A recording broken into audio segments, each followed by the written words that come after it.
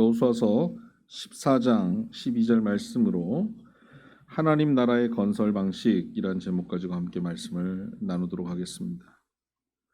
제가 이번에 목회자 세미나로 제주도를 가서 제 후배를 만났습니다. 그곳에서 목회하고 있던 제 후배인데 아주 조그만한 교회 시골에 아주 작은 교회 행원이라고 하는 지역입니다. 그곳에서 한 30명 모이는 교회 담임 목사로 부임을 했습니다. 근데 그곳에 지역의 어린이들이 한 100명 미만 정도 되는 어린이들이 그 지역에 있습니다.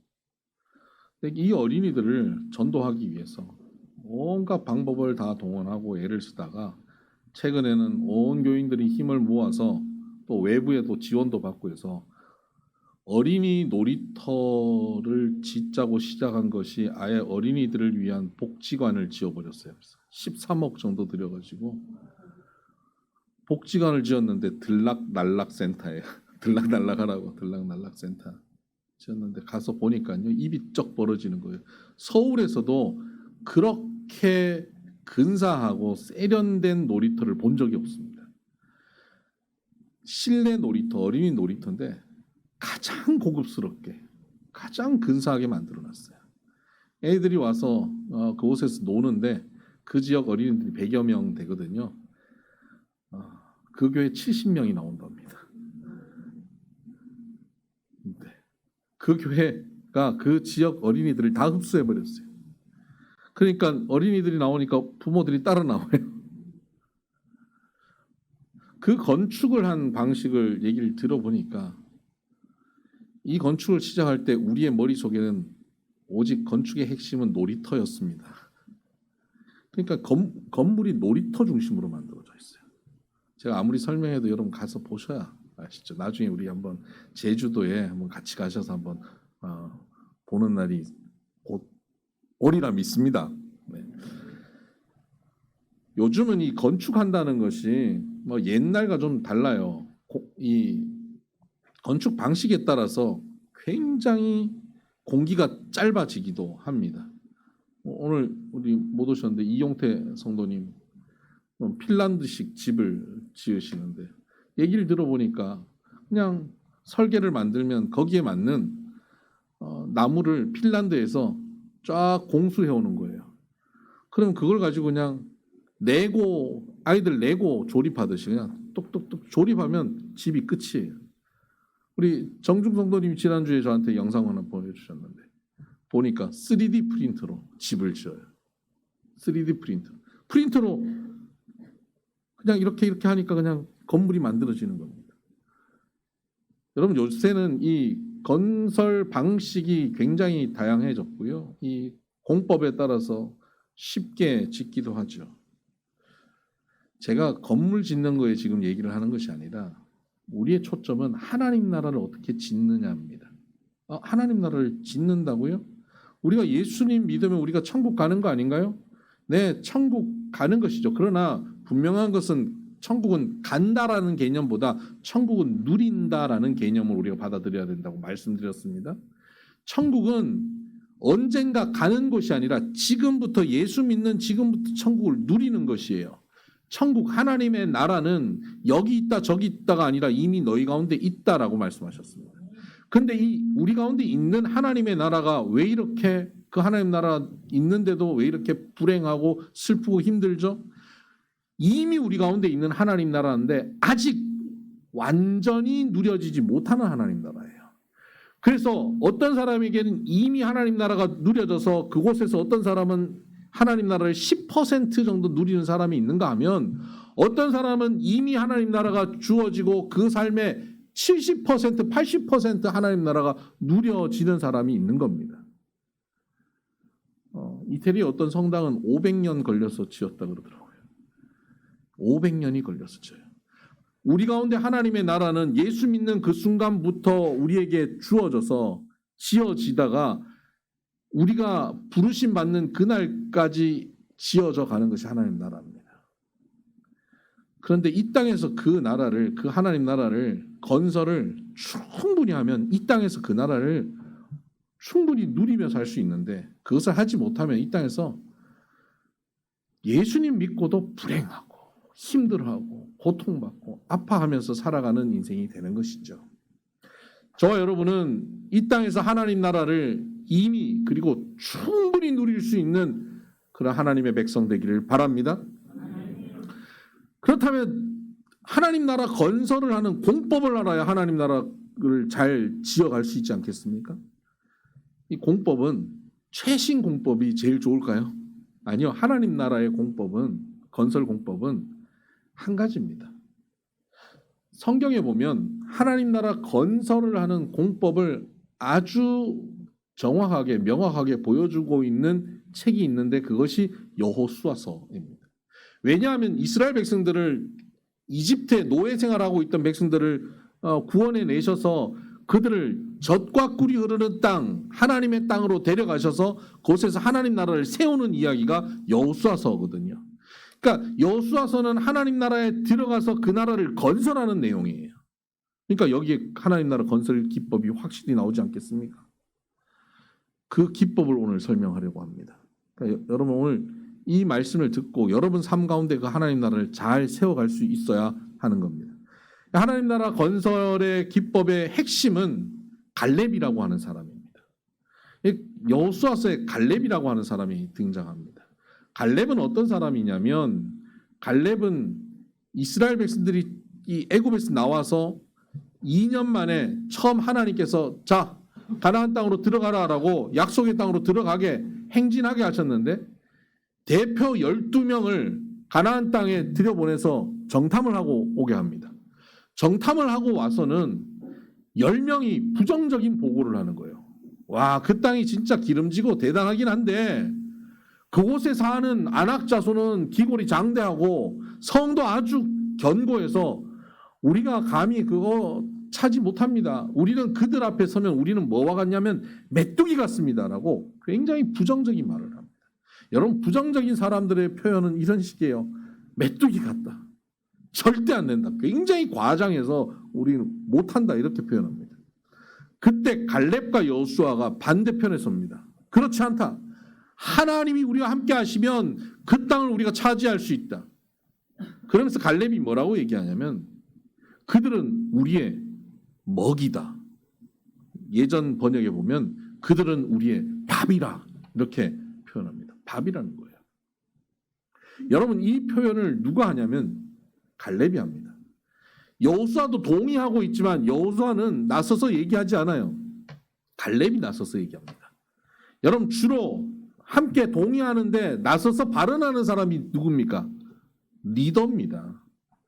나서서 발언하고 그 옆에 같이 서 있는 사람들은 지지자죠. 정치인들도 앞서서 말하는 사람과 옆에 서서 이렇게 지지하는 사람들이 있죠. 발언하는 사람은 리더예요.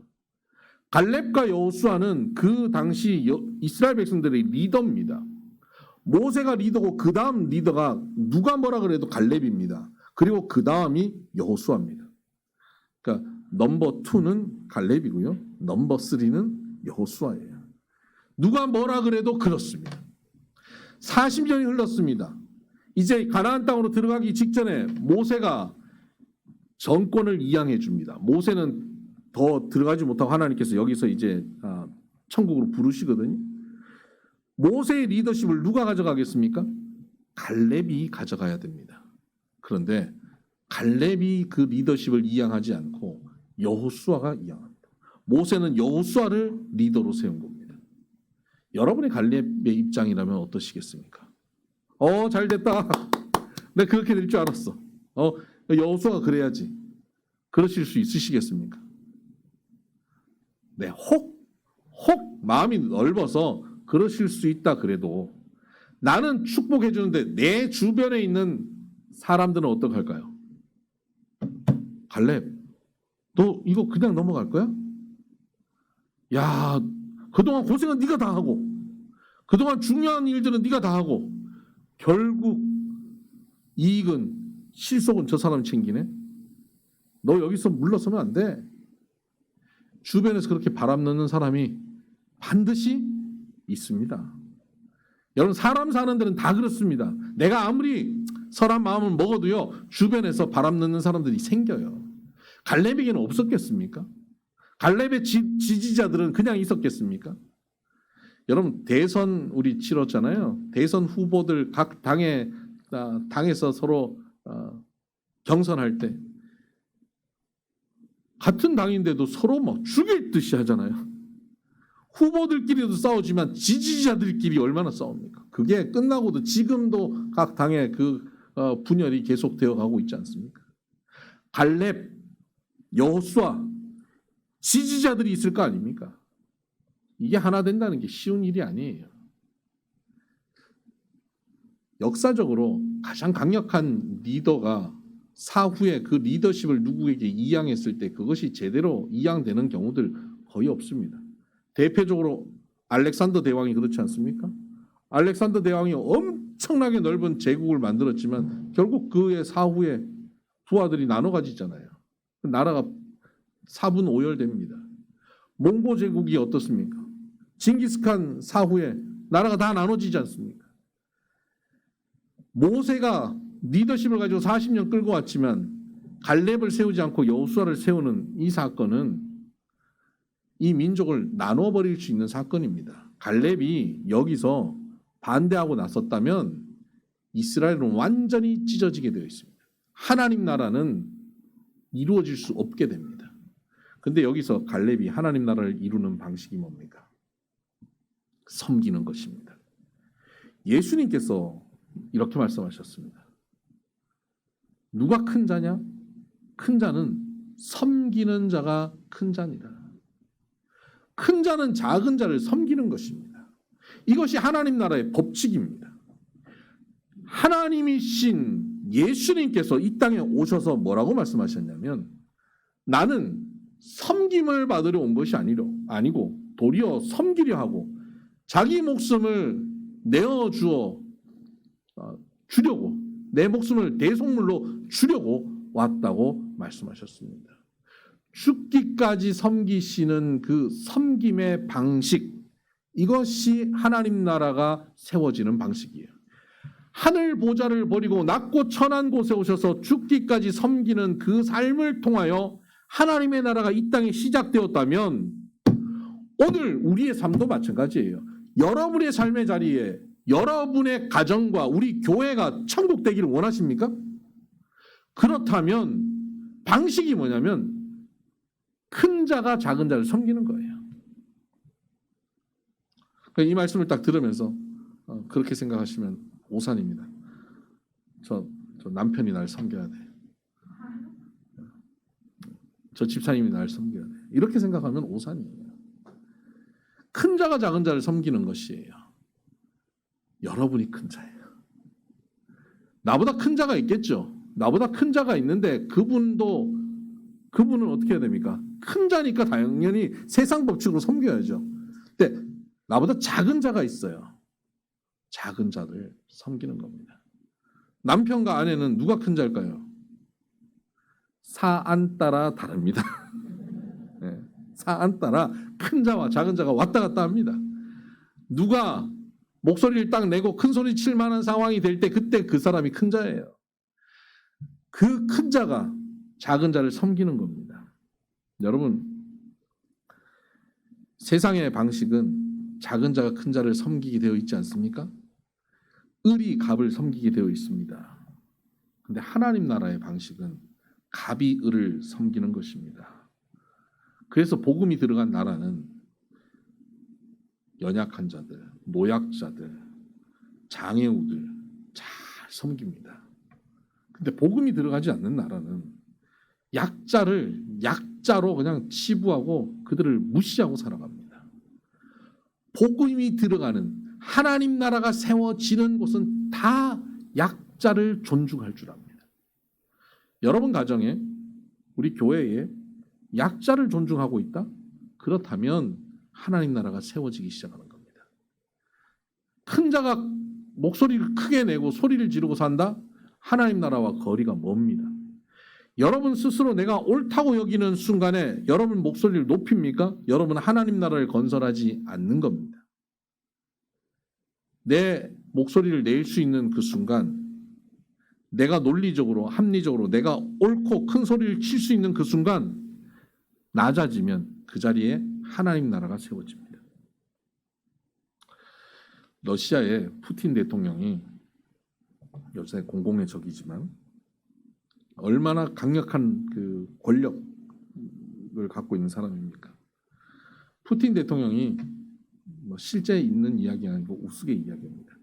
푸틴 대통령이 드라이브 하는 걸 그렇게 좋아한대요. 그 운전사가 이제 모시고 이제 드라이브를 하는데 한 번은 푸틴이 자기가 운전하고 싶은 거예요.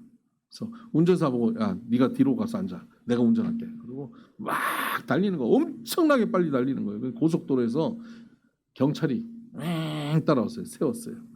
근데 높은 경찰은 앉아 있고 야 너 나가서 저기 티켓 떼갖고 와.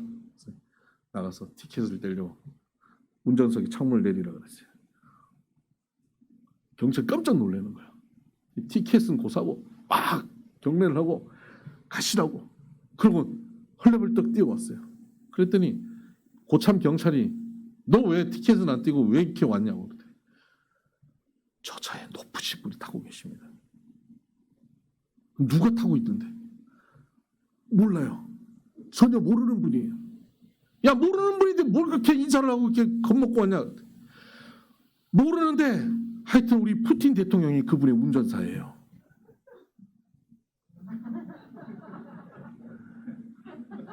여러분 푸틴이 운전을 하니까 뒤에 계신 분이 얼마나 높으신 분인지 그래서 겁먹고 왔다는 거 아닙니까?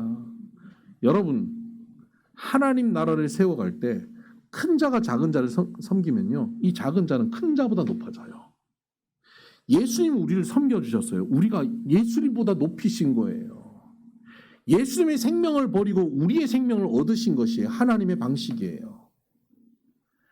여러분이 섬기면 여러분의 주변의 사람들이 여러분보다 높아지게 만들어야 됩니다. 여러분 주변에 약자가 있습니까?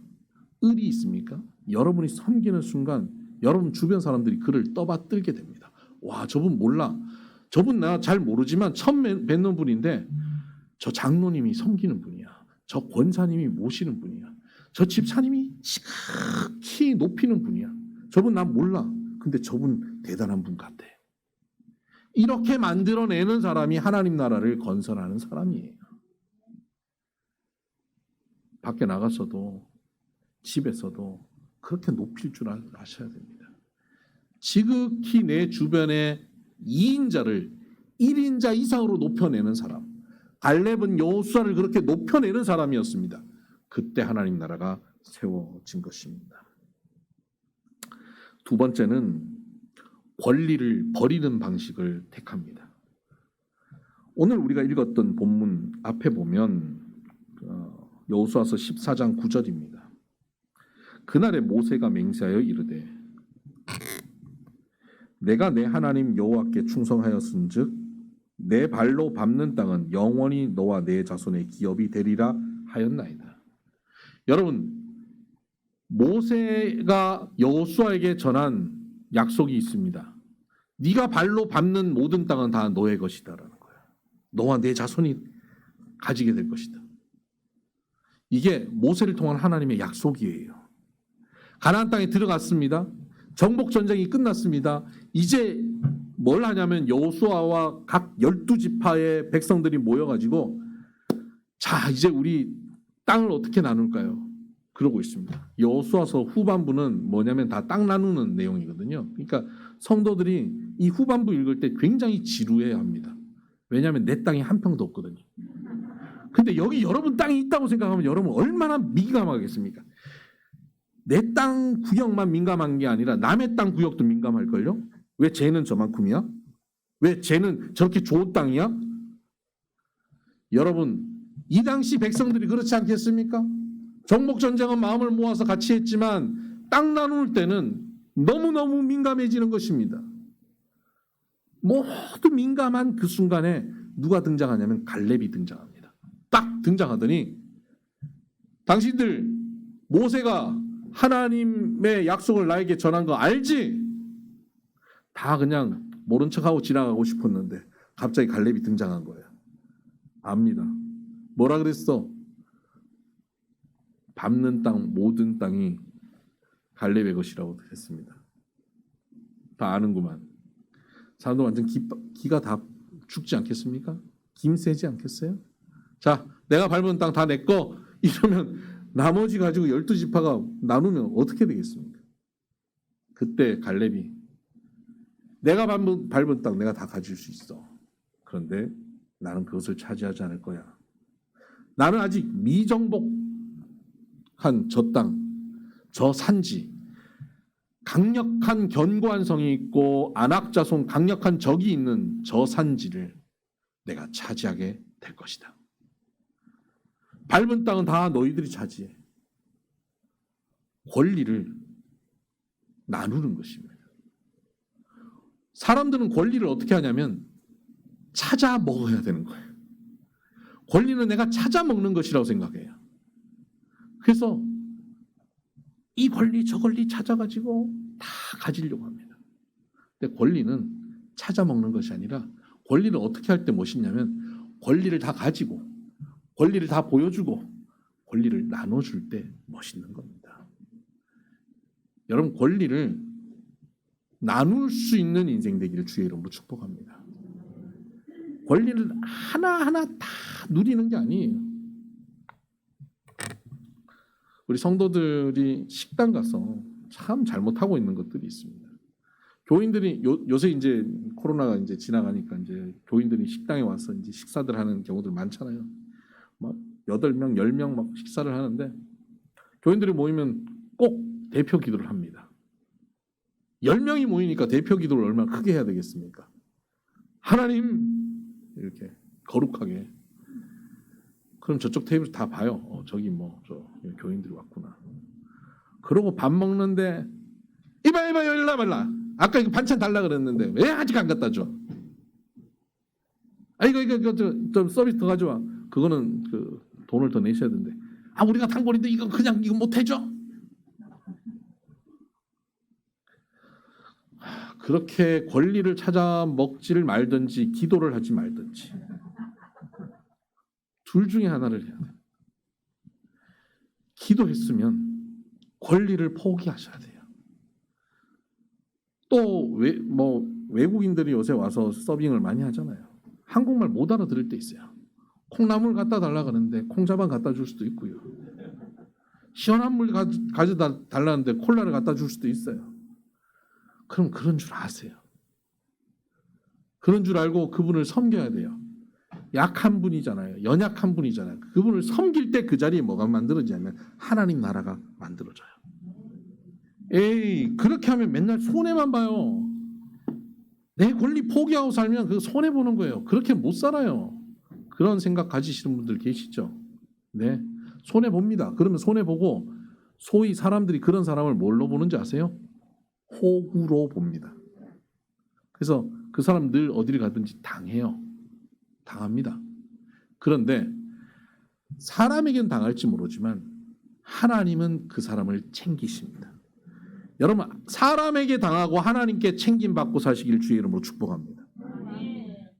우리 지난주에 아침 묵상 때 읽었던 말씀 중에 잠언 19장 17절 말씀에 이런 말씀이 있죠. 가난한 자를 불쌍히 여기는 것은 이것을 가난한 자를 돈 없는 자만이 아니라 약자로 작은 자로 생각하면 작은 자를 불쌍히 여기는 것 호의를 베푸는 자는 여호와께 꾸어 드리는 것이니 여러분 여호와 하나님께 꾸어 드리는 건 여호와 하나님께 빚을 드리는 건 가난한 자, 약자, 연약한 자를 섬기는 거예요. 큰 자가 돼서 작은 자를 섬길 때 뭐 하는지 아세요? 하나님께 빚을 드리는 거예요.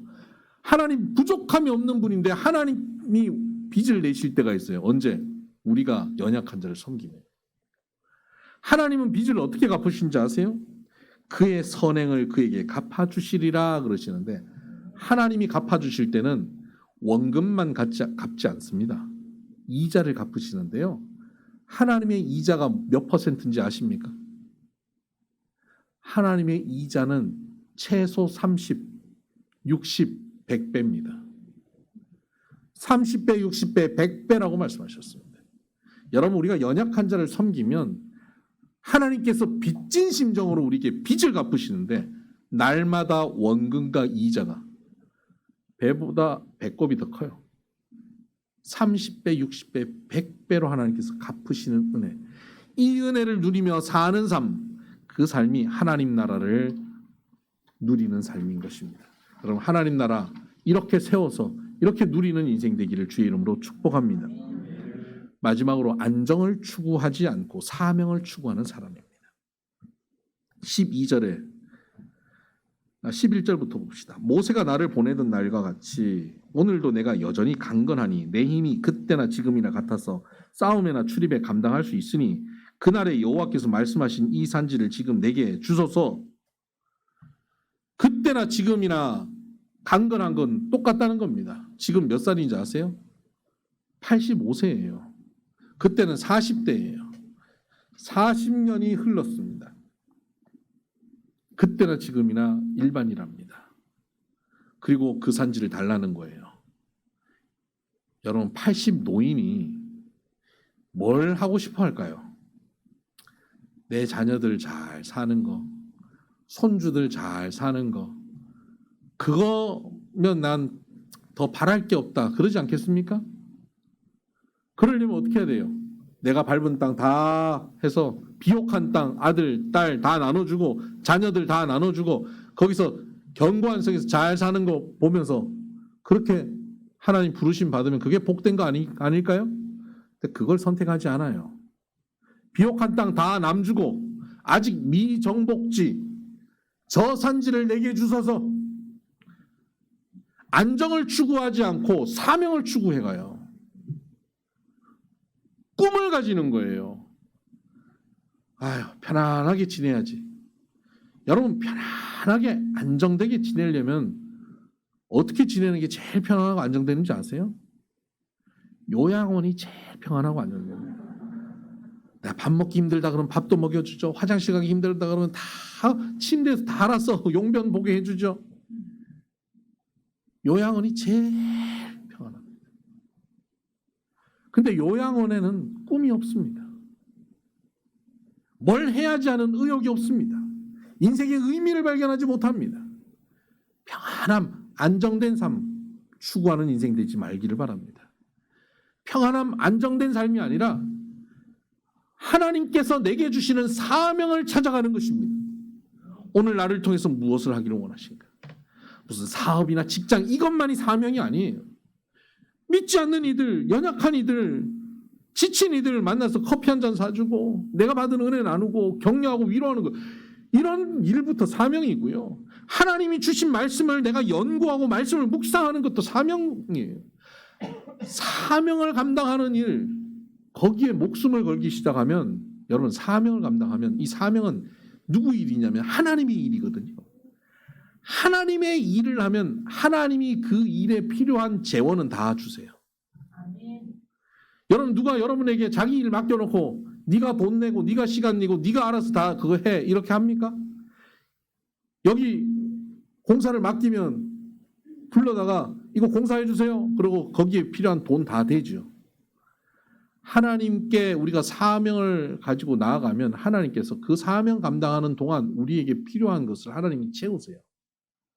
건강을 채워주시고 물질도 채우시고 환경도 채우시고 사람도 붙여주시고 하나님께서 그 모든 것을 부어주시는 겁니다.